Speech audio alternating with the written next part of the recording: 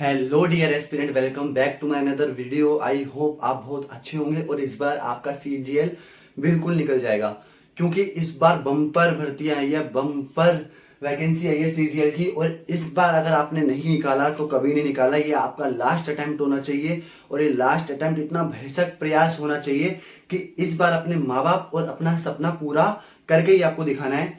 तो आज का जो हमारा टॉपिक होने वाला है वो हमारा होने वाला है मौर्य एम्पायर। मैंने आपको बताया था कि जो महाजनपद है, 16 महाजनपद में से 4 फाइनल महाजनपद निकल के आई थी, और उसमें से भी जो महाजनपद ने राज किया अखंड भारत पे वो था मगध। अब हम देखेंगे आगे आगे कैसे क्या होता है, कैसे मगध एम्पायर एक बहुत अखंड भारत बन गया और उसने अखंड भारत पे राज करा। तो सबसे पहले जो मगध एम्पायर है, ये कॉजेस क्या कारण थे कि इसने एकदम से बहुत ज्यादा राइज कर लिया। उन चारों महाजनपद में से मगध, कौशल, वत्स, अवंती, इन चारों में से जो मगध है वो निकल के आया और उसने पूरे अखंड भारत पे राज करा। सबसे पहले मैंने आपको बता दिया था वीडियो में, अगर आपने मेरी वो महाजनपद वाली वीडियो नहीं देखी उसको देखो आप और देन इस पे आना। तो मैं आपको दोबारा बता देता हूँ, रिकॉल करवा देता हूँ कि जो मगध है वो छोटा नागपुर प्लेट्यू यानी कि जो बिहार है वहां पर बसा हुआ है और वहां पर मिनरल बहुत ज्यादा पाए जाते थे। तो यानी कि इसका फायदा उठा के मगध ने क्या करा, देखो मिनरल उसके पास हो गया और एग्रीकल्चर उसके पास हो गया। तो अगर एग्रीकल्चर हो रहा है, मिनरल उसके पास है, आयरन उसके पास है, तो डेफिनेटली वही निकल के आना ही था। तो पहला जो पॉइंट आता है, enjoy an advantageous geographical position of iron, यानी कि इसको आयरन मिल रहा था। आयरन बहुत बड़ा रेवोल्यूशन का कारण रहा है, क्योंकि आयरन की वजह से ही एग्रीकल्चर बहुत ज्यादा टॉप पे और बहुत ज्यादा पीक पे रहा है।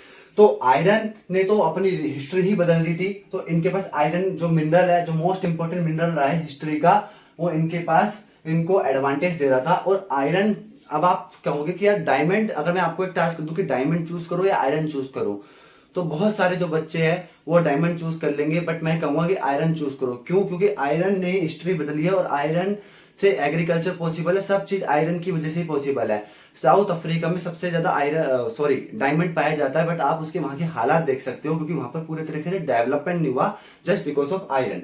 खैर, alluvial soil which makes land fertile, मैंने बताया यहाँ पर छोटा नागपुर प्लेट्यू है, यहाँ पर एलिवल सॉइल, क्योंकि गंगा गंगा के साउथ में जो मगध है वो आपका आ रहा है, और गंगा के साउथ में जहां से गंगा निकल रही है, तो उस जहां जहां से गंगा निकलेगी, मतलब कोई भी नदी निकलेगी, वो लैंड अपने आप ही फर्टाइल हो जाएगी। तो यहाँ से एलिवल सॉइल यहाँ पर आपको मिल गई, और अगर एलिवल सॉइल मिल गई तो लैंड फर्टाइल हो गई, और यहाँ पर आपको एडवांटेज तो मिल गया है किसका?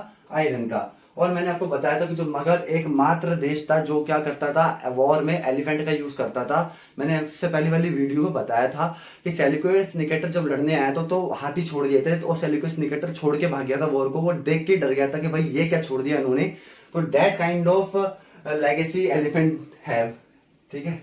तो यूज एलिफेंट इन वॉर, तो वॉर में एलिफेंट यूज करते थे। अब मैं आपको पहले बताने जा रहा हूं, अब यहाँ पर डेंसिटी आएगी जो मगध एम्पायर को क्या करेगी, फाउंड करेगी। तो सबसे पहले जो डेंसिटी आने वाली है इसके बारे में हम देखेंगे। तो जैसे कि मैंने बताया कि जो पहली डेंसिटी आ रही है जिसने अखंड भारत को बनाने में बहुत ज्यादा मदद करी, वो है हरिंग डेंसिटी। हरिंग डेंसिटी के सबसे पहले हम फाउंडर पढ़ेंगे। बिम्बिसार इसके फाउंडर है। फाउंडर और इनकी टाइमलाइन आप मत भूलना। मैं बता रहा हूं कि जितनी भी डेंसिटी आएगी उनके फाउंडर और लास्ट रूलर लर्न करना बहुत इंपॉर्टेंट है आपके एग्जाम प्रोस्पेक्टस से, क्योंकि जो एग्जामिनर है वो क्वेश्चन यहीं से पूछते हैं, तो फाउंडर से या तो लास्ट रूलर से, मोस्ट प्रोबेबली लास्ट या फाउंडर, ऐसे सीक्वेंस है। तो फाउंडर है इसके बिम्बिसार, इसकी टाइमलाइन है 544 टू 492 बीसी। बीसी का मतलब होता है before Christ. He was a contemporary of Gautam Buddha. जो बिम्बिसार थे ये गौतम बुद्धा के टाइम पे शासन कर रहे थे। तो कंटेम्पररी का मतलब होता है कि ये उस टाइम पे शासन कर रहे थे जब गौतम बुद्धा जीवित थे। ही मैरिड टू प्रिंसेस ऑफ कौशल। इससे पहले मैं आपको कुछ बताना चाहूंगा कि देखो, मैंने आपको इससे पहले की वीडियोस में मैंने बताया था कि बिना युद्ध करे आपको दूसरे राज्यों को जीतना है तो आपको मैट्रिमोनियल अलायंस का सहारा लेना पड़ेगा। ये one of the most important reason है, और बहुत सारे राजाओं ने इसको इम्प्लीमेंट भी करा है, जब जाके वो एम्पायर बने या बहुत बड़े राजा भी बने, जिसने मैट्रिमोनियल की पॉलिसी बहुत अच्छे से समझी है। अब आप लोग मैट्रिमोनियल की पॉलिसी मत समझ लेना कि पता चले कि एक वाइफ को, दो वाइफ को, तीन वाइफ को, ऐसे मत करना, यहाँ जेल हो सकती है। उस टाइम पे कोई जेल नहीं हुआ करती थी, ठीक है। तो मैंने आपको बताया कि इसने, जो बिम्बिसार है, इसने बहुत ज्यादा मैट्रिमोनियल अलायंस बनाए थे, तब जाके इसने हरिंग डायनेसिटी को टॉप पे लेके गया, और इस डायनेसिटी ने सबसे ज्यादा चीजें अपनाई थी मगध एम्पायर को ऊपर पहुंचाने में। तो मैंने आपको अभी क्या बताया कि मगध एम्पायर के कॉजेस तो मैंने आपको बता ही दिए थे कि इसके पास एग्रीकल्चर था, फर्टाइल लैंड थी और आयरन की शक्ति थी इसके पास। तो जाके ये क्या करा, चारों महाजनपद में से आया। और दूसरा कारण था, अब मैं आपको बताऊंगा, देखो हमारे पास 4 महाजनपद थे, मगध, कौशल, वत्स, अवंती। ठीक है, तो अब आगे पढ़ो। He married to the princess of Kaushal Devi, sister of Prasenjit. देखो कौशल देवी यानी कि कौशलपुर राज्य की जो रानी है कौशल देवी, उससे तो शादी कर ली। तो यानी कि जो मगध और कौशल है, इन दोनों के बीच क्या हो गया, लव ट्रायंगल नहीं, लव हो गया और शादी करी। तो मगध के अंदर क्या आ गया, कौशल आ गया। अब कौशल क्या करेगा, देखो इसको सपोर्ट करेगा ना, सिंपल सी बात है। कौशल भी एक महाजनपद था जिसके पास बहुत ज्यादा फर्टाइल लैंड हुआ करती थी और वहां से दक्षिण पथ का रास्ता निकल रहा था, उत्तर और दक्षिण पथ का।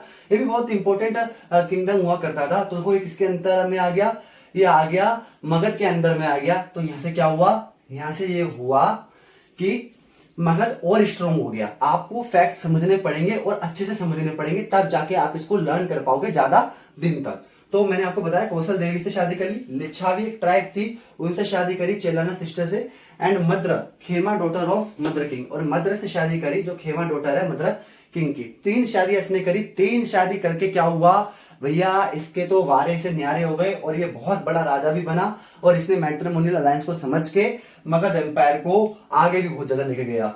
ठीक है, he gain a part of Kashi as dowry. भैया देखो इसकी वो किस्मत देखो, डोरी में इसको क्या मिल गया, काशी मिल गया। और काशी भी क्या था, एक महाजनपद था, यानी कि कौशल तो इसके अंदर में आ गया मगध के, और काशी भी इसको ऐसा डोरी में मिल गया। तो यानी कि आप देख सकते हो इसको कितनी पावर इसके पीछे थी, तब जाके ये मगध एम्पायर बहुत ज्यादा पीक पे गया और अखंड भारत बना। आप देख सकते हो, आपको समझना पड़ेगा। लुसेंट या अदर सोर्स में अगर आप पढ़ोगे, बहुत सारे टीचर्स कह रहे हैं मगध एक अखंड भारत बना, ये बना वो बना। अरे आपको इसके पीछे का कारण समझना पड़ेगा कि जो मगध है ना, ये बना तो बना कैसे, वो मैं आपको बता रहा हूं।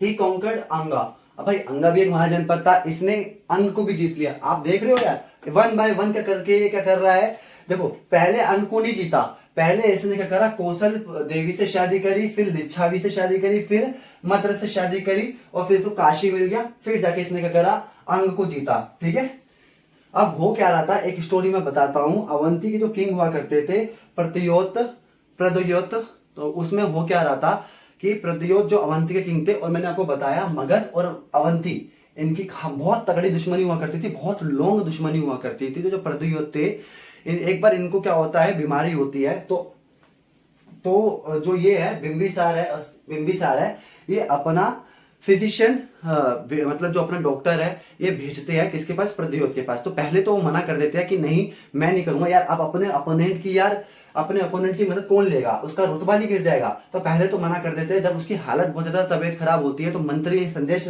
भिजवाते हैं। तो जो बिंबिसार है जीवक, वो क्या करता है, सीधा प्रद्योत के पास भेजता है और उसको क्योर भी करता है जॉन्डिस से। समझ आ गया।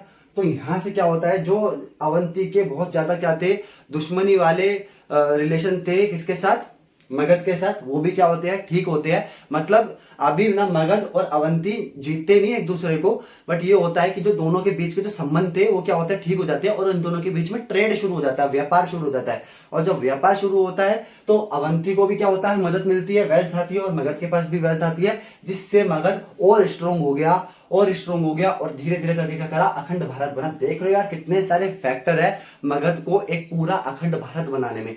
सिर्फ 1-2 फैक्टर पढ़ने से आपको हिस्ट्री में यार एग्जाम तो निकाल लोगे, बट फैक्ट पढ़ना बहुत इंपॉर्टेंट है। मैं फैक्ट इसलिए आपको पढ़ा रहा हूँ और एक स्टोरी इसलिए पढ़ा रहा हूँ। आई नो ये एग्जाम पर कुछ स्टोरीज ऐसी होती है जो एग्जाम प्रोस्पेक्टस से इंपॉर्टेंट नहीं होती, आई नो, बट ये आपके फैक्ट्स को, आपकी हिस्ट्री को जानने में बहुत ज्यादा इंपॉर्टेंस रखते हैं और आपकी हिस्ट्री को रटने से बचाते हैं। डेट्स वाई मैं आपको स्टोरी पढ़ाता हूं और डेट्स वाई मैं आपको फैक्ट्स पढ़ाता हूं। यही एक one of the most important reason है इसके पीछे। तो बिंबिसारा खत्म होता है। अब जो दूसरा राजा आता है इसके बारे में हम चर्चा करेंगे। दूसरा रूलर आता है हरिंग डायनेस्टी का, वो है अजातशत्रु। ये और कुछ नहीं है, ये बिंबिसार का पुत्र है, सो कोल्ड पुत्र। अब मैं सो कोल्ड क्यों कह रहा हूं अभी आपको पता चलेगा। सन ऑफ बिंबिसार एंड चेलाना, यानी कि चेलाना जो लिच्छावियों की रानी थी, बिंबिसार का ये पुत्र होता है, killed his father to seize throne. देख रहे हो, इसने अपने पॉप्स का गला काट देता है ये साबित करने के लिए कि जो उसके पॉप्स है, इसके पॉप्स बहुत मैट्रिमोनियल अलायंस बना के गए थे, जिस वजह से बहुत ज्यादा क्या हुए थे, बच्चे भी हुए थे। हर एक रानी से पहले के राजा 20-20, 30-30 बच्चे पैदा करते थे। तो बहुत ज्यादा इसने खुंदस में क्या करा, अपने पिता का गला काटता है, ठीक है। और फिर क्या करता है, गद्दी पे आ जाता है और won war against Kosala and Vajji. अब देखो, अब बहुत सारे बच्चे रटेंगे कि यार कौशल राज्य से और वज्जी राज्य से क्या करता है, ये युद्ध करता है। अब रट लो यार इसको। देखो फैक्ट मैं आपको बता रहा हूं। देखो मैंने आपको क्या बताया था कि जो बिंबिसार है उसने शादी कितने जनों से करी थी, ये बिंबिसार है। आप देखो जरा, सबसे पहले उसने शादी किससे करी थी, चेलान्ना, कौशल देवी से शादी करी थी उसने। फिर उसने शादी किससे करी थी, फिर उसने करी थी चेलान्ना से, और फिर खेमा डॉटर मद्रस से शादी करी थी। 3 उसने मैरिज करी, राइट। आप देखो रटने का सिवाय आपके पास एक और चारा है, वो आप देखो कि कैसे क्या होता है। देखो यार, जो कौशल देवी जिसने शादी करी थी, कौशल देवी क्या क्या लेके आई थी, एक कौशल राज्य लेके आई थी और काशी भी लेके आई थी। तो मैं लिख देता हूं, कौशल लेके आई थी और काशी भी लेके आई थी, ठीक है। अब देखो, अब बच्चा किसका है, ये जो अजातशत्रु है ये है चेलान्ना का। तो देखो चेलान्ना के जो परिवार वाले हो, चेलान्ना तो खुश हुएगी कि भाई मेरा जो लड़का है वो थ्रोन हो गया, मतलब गद्दी पे बैठ गया। बट जो कौशल है और कौशल के निवासी है और काशी के लोग है, क्या ये चाहेंगे कि अजातशत्रु बैठे? भाई ये तो यही चाहेंगे ना, कौशल देवी का कोई पुत्र बैठे। सिंपल सी बात है, ये चाहेंगे कि कौशल देवी का पुत्र बैठे। बट बैठ कौन गया, चेलान्ना का। तो क्या होगा, जो अजातशत्रु है ये काशी को पूरा कंट्रोल करने के लिए कौशल से लड़ पड़ेगा, और जिस वजह से युद्ध होता है और ये युद्ध जीतता भी है। क्यों? क्योंकि मैंने आपको पहले ही बता दिया था कि मगध बहुत ज्यादा पैसे वाला बन चुका है, ये हर एक युद्ध जीतेगा। तो ये कौशल से भी युद्ध जीतता है और वज्जी से भी ये युद्ध जीतता है। मैंने बताया वज्जी एकमात्र एक ऐसा जनपद है जो डेमोक्रेटिक है, ठीक है। और 16 सालों तक ये युद्ध होता है। 16 सालों के युद्ध के बाद वज्जी पे फाइनली टेक ओवर करता है। तो मैंने आपको बताया, देखो मगध ने कौशल को तो पहले ही मिला लिया था बिंबिसार ने, ठीक है। अवंती से अपने दुश्मनी खत्म कर दी थी वो जीवक को भेज के, ठीक है। और काशी इनको दहेज में मिल गया था, और ऊपर से अब वज्जी भी इन्होंने जीत लिया है। अब आप देख रहे हो ना यार, मगध कैसे बड़ा सा बड़ा एम्पायर बनते जा रहा है, आप देखो। और अब आप ये देखो कि भाई कौशल वज्जी से इसने लड़ाई जीती, और इसका फैक्ट मैंने आपको बता दिया। रटना आपको नहीं है, रटने का नहीं है मेरी क्लास में। अगर आपको रटने का है तो मैं माफी चाहूंगा हाथ जोड़ के, कि आप अभी क्या कर सकते हो, मेरा चैनल अनसब्सक्राइब करके और जा सकते हो दूसरे चैनल पे शिफ्ट हो। क्यों? क्योंकि मैं अब देखो बहुत सारे जो यूट्यूबर है, मैं नाम नहीं लूंगा, वो एक पीपीटी लेके आते हैं और शुरू हो जाते हैं, और शुरू हो जाने के बाद क्या करते हैं, वही चीज पढ़ाते हैं, और वो ये नहीं बताते कि इतिहास को रटना नहीं है। आप वो कहते हैं कि पीपीटी को टेलीग्राम पे डाल दूंगा, ये कर दूंगा, वो कर दूंगा, और आप क्या करते हो, उस टेलीग्राम पे से पीपीटी को निकालते हो और रटना शुरू कर देते हो। नहीं भाई, रटना है ही नहीं। मैं आपको कह रहा हूं ना, मेरी वीडियो देखो, एक नहीं 2 बार देखो, आपका काम हो जाएगा जिस तरीके से मैं पढ़ा रहा हूं, ये मेरी गारंटी है। तो कौशल को जीतता है, वज्जी को जीतता है, और जो वज्जी एक डेमोक्रेसी थी उसको भी जीत लेता है। इसके बाद आता है उडाइन। उडाइन ये भी अपने पॉप्स का गला काट देता है, जैसी करनी वैसी भरनी, ये उसका मुहावरा अच्छे से फिट बैठता है उडाइन के केस में। 460 से लेकर 440 बीसी तक का इसका टाइम लाइन था। सन ऑफ अजातशत्रु, ठीक है भाई, जिसके नाम में ही शत्रु है तो शत्रु तो होएगा ही ना, वो अपने पॉप्स का शत्रु बन जाएगा, ये हमने नहीं सोचा था। बट शत्रु तो शत्रु ही होता है। सन ऑफ अजातशत्रु का ये सन होता है, ये क्या करता है, ये ज्यादा इसके बारे में नहीं है, बट ये काम हम करता है, ये अपनी कैपिटल को पाटलिपुत्र में शिफ्ट कर लेता है। और मैंने आपको बताया था महाजनपद के पीरियड में कि जो ये मगध महाजनपद है, इसने पाटलिपुत्र ही क्यों शिफ्ट करा, मैंने आपको अच्छे से डिटेल में मैंने बता रखा है। क्यों? क्योंकि इसके ईस्ट में पुनपुन, गंधक, नीचे से सन रिवर और ऊपर से गंगा रिवर जा रही है, तो चारों तरफ से सिक्योर था, चारों तरफ से इसके राज्य में कोई नहीं आ सकता था। दैट्स वाई ये क्या करता है, अपनी कैपिटल को शिफ्ट कर लेता है पाटलिपुत्र में। और जो फर्स्ट बुद्धिस्ट काउंसिल थी, ये क्या थी, इसके टाइम पे हुई गई थी। मैं यहाँ पर लिखना भूल गया कि जो इनकी कैपिटल थी पहली, वो राजगृह थी। मैंने इसलिए नहीं लिखा, शायद मैंने महाजनपद पीरियड में पढ़ा दिया था, बट मैं बता रहा हूं तो आप इसको दिमाग में याद रखना, ठीक है। तो ये था अब होता क्या है, उडाइन के बाद बहुत सारे वीक रूलर आते हैं, बहुत सारे वीक रूलर आते हैं। तो अब जो पब्लिक होती है ये भड़क जाती है कि भाई ये क्या हो रहा है कि हर कोई रूलर आ रहा है, अपने पिता का क्या कर रहा है, हत्या कर रहा है, हमें नई डेंसिटी चाहिए। तो अब इसके बाद आएगी नई डेंसिटी, और नई डेंसिटी की तरफ हम चलते हैं। तो बड़ी जद्दोजहद करके एक न्यू डेंसिटी आती है, शिशुनाग डेंसिटी, जिसका टाइमलाइन है जिसका टाइमलाइन है 412 टू 344 बीसी। इसके जो फाउंडर है वो है शिशुनाग डेंसिटी का, तो फाउंडर शिशुनागी है। इसने क्या इंपॉर्टेंट काम करा था, बस आप भी देख लो, इसके बारे में फैक्ट नहीं है। इसने एनेक्स कर लिया था अवंती को, मतलब इसने अपने अंदर अवंती को अपना लिया था, और जो 100 साल पुरानी राइवलरी थी उसका फाइनली दी एंड होता है। अब मैं वापस उस पर आ जाऊं कि जो मगध है कैसे एक बहुत बड़ा साम्राज्य बना। मैंने आपको बताया कि जो बिंबिसार था वो क्या करके गया था, उसने पहले शादी करी कौशल से, जो कौशल इसके अंदर आया, फिर काशी इसके अंदर आया, ठीक है।